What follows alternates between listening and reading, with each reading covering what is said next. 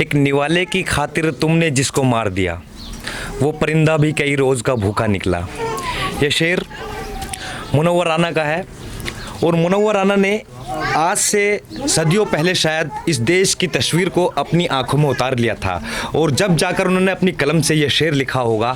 और आज ये शेर जुनैद और नासिर, जिनको जो कि घाट मीका के ग्रामीण थे, अपनी बहन के अपने भाई की बेटी की रिश्ते के लिए वो पड़ोस के जो है ज़िले में जाते हैं और वहाँ से वो लौट कर नहीं आते हैं।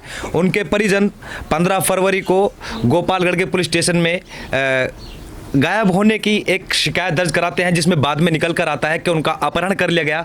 और अपहरण का जो आरोप लगा था वो मानेसर के मोनू मानेसर नाम के गुंडे और उसके समर्थकों पर या उसके कार्यकर्ताओं पर लगा था। उसमें पुलिस ने लगभग 2-3 के करीब लोगों को गिरफ्तार किया है और 8 लोगों के खिलाफ एफआईआर में नाम दर्ज किया गया है और उनके स्केच भी जारी किए गए हैं, उनकी तस्वीरें भी जारी की गई हैं। यानी पुलिस ने वांटेड की एक लिस्ट जारी की है। लेकिन उसमें जो मुख्य आरोपी है, जिसको आप मोनू मानेसर के नाम से ये मुल्क जान रहा है, बल्कि पूरी दुनिया जान रही है, उसका नाम उस लिस्ट से निकाल दिया जाता है। जब वो लिस्ट से नाम निकाला जाता है तो यहाँ के गांव के लोगों में और जो उनके परिजन जो इंसाफ की उम्मीद में बैठे हुए थे, उसको देखकर इनके अंदर एक गुस्सा पनप जाता है। और रात इस गांव के लोगों ने और जुनैद और नासिर के परिजनों ने यहाँ के गाँव में एक पैदल मार्च भी निकाला था और उससे संदेश देने की कोशिश की थी कि राजस्थान में जो कांग्रेस की रूलिंग जो पार्टी है, जो सत्तारूढ़ पार्टी है, वो हमारे खिलाफ किस तरीके से काम कर रही है कि वोट खिसकने के डर से वो मुख्य आरोपी को बचा रही है। मैं इस वक्त घाट मीका के ग्रामीण, जिसको आप 16 फरवरी को खो चुके हैं, उसको गाड़ी के अंदर सीट बेल्ट से बांधकर जलाकर मार दिया गया। नासिर और जुनैद नाम के 2 बंदे जो अपने भतीजी के रिश्ते के लिए जाते हैं और वो लौट कर नहीं आते हैं। उनके छोटे छोटे मासूम वो इस दुनिया में छोड़कर चले जाते हैं, जिनकी तस्वीरों को आप अगर अपनी नज़रों में उतारेंगे तो शायद आप भी खुद को रोने से ना रोक पाए। मेरे साथ मौजूद हैं उनके चाचा। मैं आपका नाम जानना चाहूँगा। हिफ्जुर रहमान है मेरा नाम। जी, भाई हैं। अच्छा, भाई हैं। भाई हैं। तो क्या मामला था पूरा, थोड़ा सा बताएंगे मुझे? मामला यही था जी, ये कहीं लड़कर देखने के लिए, मैं तो यहाँ गांव में नहीं था वो उस टाइम, ये बच्चे देखने के लिए कहीं जा रहे थे तो इनको किडनैप कर लिया गया। तो वहाँ से हमें पता लगा कि फिर इनको कुछ गुंडे उठा के ले गए।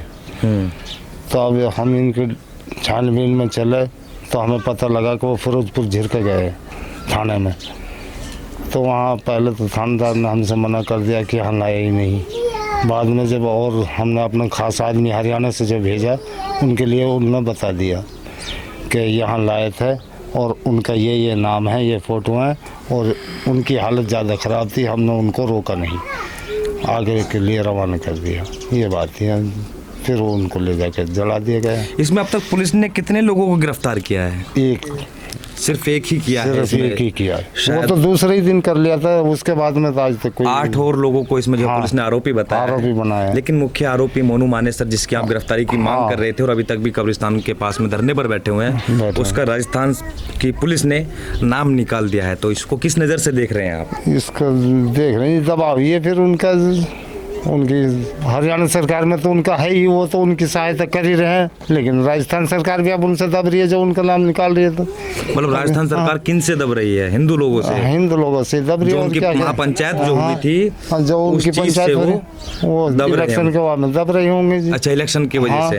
देखिए, यहाँ पर भी वही बात निकल कर आती है कि राहुल गांधी ने अभी लगभग 4-5 महीने भारत जोड़ो यात्रा निकाली, जो कि कन्याकुमारी से लेकर कश्मीर तक वो चली और उसमें सिर्फ एक ही दावे हुए और कुछ चीज़ें देखने को मिली कि वो भारत जोड़ने की कोशिश कर रहे हैं। इस देश का जो एक नाउम्मीद जो नौजवान था, जो एक तबका था, अल्पसंख्यक समाज को जानिए या आप उस दलित समाज को जानिए जिसकी गाय के नाम पर यहाँ पर लिंचिंग होती रही हैं। यहाँ पर लिंचिंग सिर्फ जुनैद और नासिर और वारिस की ही नहीं हुई है, इनके अलावा भी लगभग सैकड़ों के करीब लोगों को मौत के घाट उतारा जा चुका है, चाहे वो तबरेज़ अंसारी हो, अलीमुद्दीन अंसारी हो या आपके जो कि लगभग 2018 में एक ट्रेन में सफ़र कर रहे थे और उनको फरीदाबाद में ट्रेन के अंदर ही लिंच करके मार दिया जाता है। लेकिन लिंच करके मारने वाले निकल जाते हैं, लेकिन अफसोस की बात यह होती है, दुर्भाग्यपूर्ण बात यह है कि सरकारें हत्यारोपियों के नाम सामने आने के बावजूद और उनके खिलाफ नाम दर्ज FIR होने के बावजूद भी उनको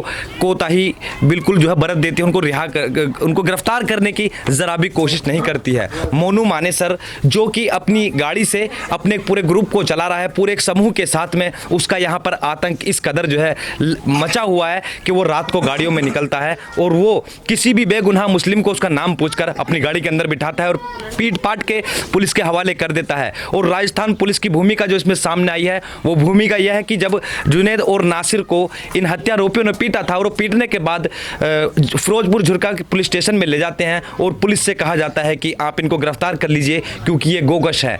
खुद पुलिस उसमें कहती है कि इनके पास से गोकशी से जुड़ा हुआ कोई सामान नहीं मिला है, ये गो तस्कर नहीं है, इसलिए हम इनको अरेस्ट नहीं कर सकते हैं, आप इनको वापस लेकर चले जाइए। मतलब पुलिस को उनके हाथ से लेकर उनको अस्पताल भेजना था, लेकिन पुलिस ने वापस उन आतंकियों के हाथ में जुनैद और नासिर को सौंप दिया और उन्होंने आखिरकार जुनैद और नासिर को एक पहाड़ी के जो है बीच में ले जाकर बोलेरो गाड़ी के अंदर उनको रख बिठाया और बिठाकर जो है सीट बेल्ट से बांधकर उनको पेट्रोल छिड़ककर आग के हवाले कर दिया गया। ये कहानी बहुत ही दर्दनाक है, लेकिन दर्दनाक ये कहानी जब भी बन जाती है जब देश के अपोजिशन पार्टीज के सबसे बड़े लीडर राहुल गांधी या अखिलेश यादव जो उत्तर प्रदेश के पूर्व चीफ मिनिस्टर हैं, या दिल्ली के मौजूदा चीफ मिनिस्टर अरविंद केजरीवाल, या बिहार के deputy chief minister Tejashwi Yadav की तरफ से जो उदयपुर कांड होता है उस पर ट्वीट आ जाते हैं, लेकिन इस मामले पर कोई ट्वीट नहीं आते हैं। और उसमें सिर्फ साफ साफ ये देखा जा सकता है कि ट्वीट ना आने का कारण ये है कि हिंदू वोट बैंक उनका खिसक सकता है।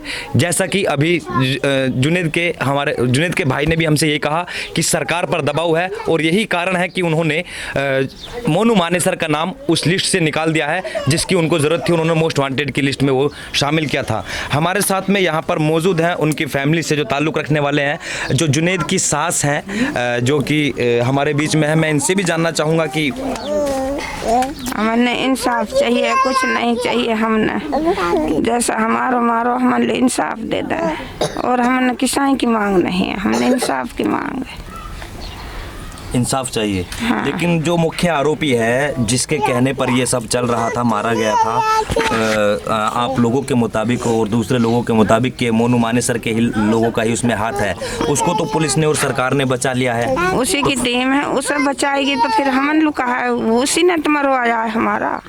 अच्छा, उसी का ही तो हाथ है। हमने तो उसी को फांसी होनी चाहिए जब हमारे इंसाफ मिले, इतना ना मिले हमले इंसाफ। हमारे छोटे छोटे बच्चे ये कस के सहारे से जीएंगे। 6 बच्चे हैं। 6 बच्चे हैं, 13 बच्चे, 7 बच्चे। ये पागल भाई का इन कौन संभाले, 2 आदमी का परिवार संभाले हो।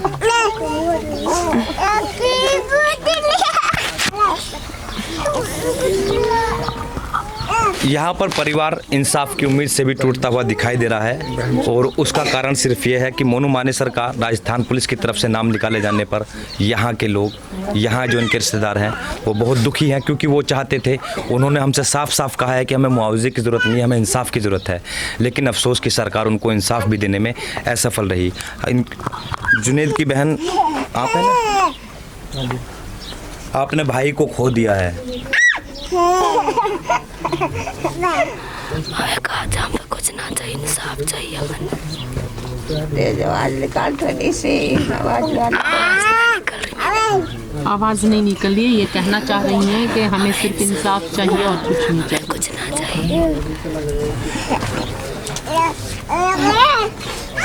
मैंने इन कहानियों को बहुत करीब से देखा है और मैं इसका दर्द बखूबी समझ सकता हूँ कि जो जुनैद की बहन है उनके, वो बोलना तो बहुत कुछ चाह रही हैं, लेकिन कुछ ही लफ्ज़ों में उनकी कहानी सिमट जा रही है। वो कह रही हैं कि हमें इंसाफ चाहिए, इसके अलावा कुछ नहीं चाहिए, लेकिन वो कह कुछ इस तरीके से रही हैं कि आप उनको सुन नहीं पाएंगे, क्योंकि उन्होंने अपना भाई ही नहीं खोया है। मिल्लत टाइम्स को आपकी ज़रूरत है, हमारी आप माली मदद करें।